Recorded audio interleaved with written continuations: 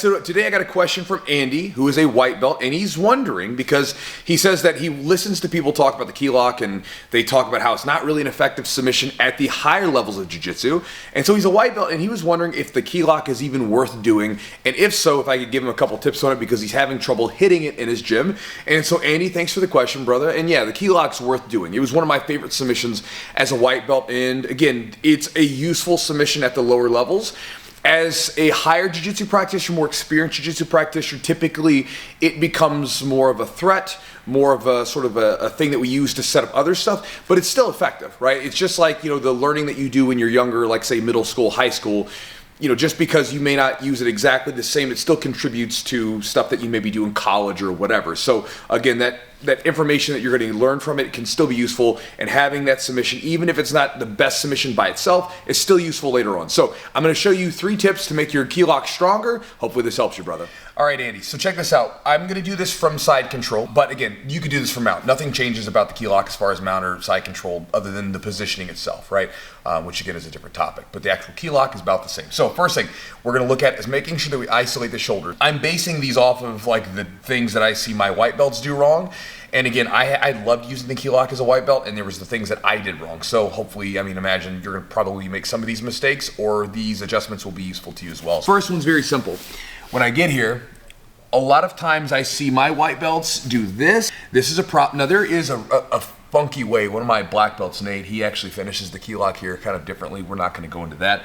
But for a basic Keylock here, this is not a good position to finish, right? Where my arm is underneath the head. Now this is a great position to catch it from, because a lot of times you can get here and grab, but we want to make sure that when we finish, we're isolating the shoulder. And we do this by placing the knee or the elbow right across the neck, and we have this form that comes out to the wrist. It creates a frame, and then now we're locked on and that shoulder is isolated. And then when we get in for this here, we're now ready to go for a finish. For the next tip, we're going to talk about the arm angle. The arm angle is really important. So if we look at Brandon's arm, the more sort of out here it is, the more range of motion he has in his shoulder, okay? The tighter we bring this elbow into his body and the sharper this angle is on the arm, the less range of motion he has on this arm, which is what we want, right? So again, a mistake that I've seen a lot of people make, I made this one all the time, is I would get to these Keylocks and I would just be excited. I would be lifting up, cranking when this arm is up here in this position. And so they have a lot of wiggle room and it really doesn't threaten them.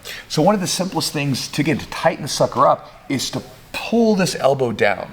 Now notice what that's doing. It's bringing this into a sharp angle. We're bringing the elbow closer to the body, and this it's almost not even an L anymore. It's more like a V right here.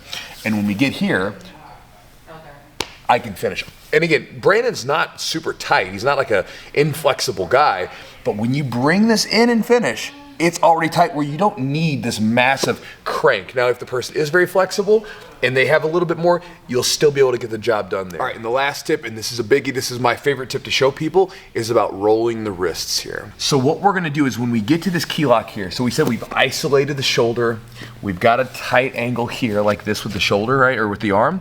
Now watch, right here, all I'm gonna do is I'm gonna take my hands and I'm going to begin to roll the wrists in.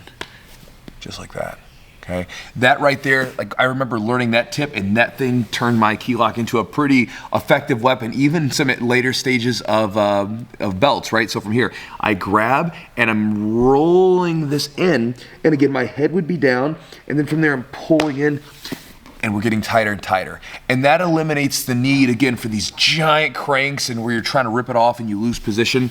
So again, isolate, create the angle, roll the wrist, and again, we pull the body, and that is how you can make a really tight Keylock, Andy. And so again, if you want to use it, it's still a good submission. Even in the time of recording this, 2024, right?